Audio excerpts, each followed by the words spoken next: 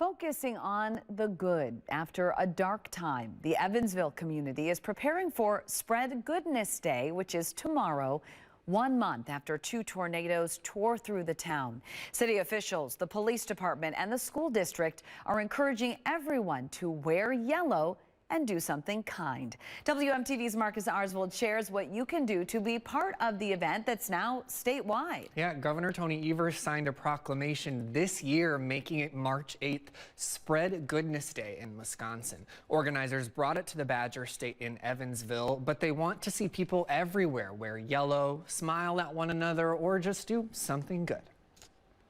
I think it means being kind, having kindness for others. Friends and Evansville 5th graders Skylar and Rose, Spread Goodness Day is simple. Being nice to people. You don't have to do much to be kind. The class spent some time with Evansville Manor residents sharing flowers, smiles, and enjoying being out of school. Otherwise, we would have had to do math.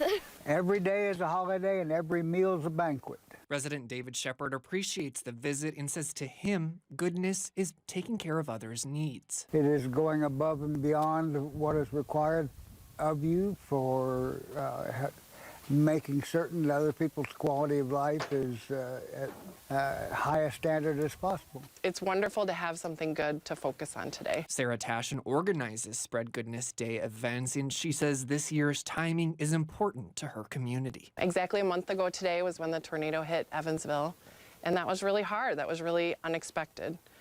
First tornado ever in February in Wisconsin, and it hit.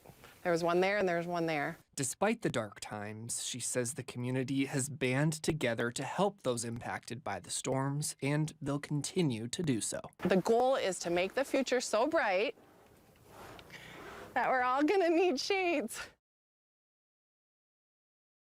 Tomorrow, the Spread Goodness team will provide live music at Evansville long-term care facilities, deliver donuts to teachers, all while wearing yellow. Live in the studio, Marcus Arsvold, WMTV 15 News.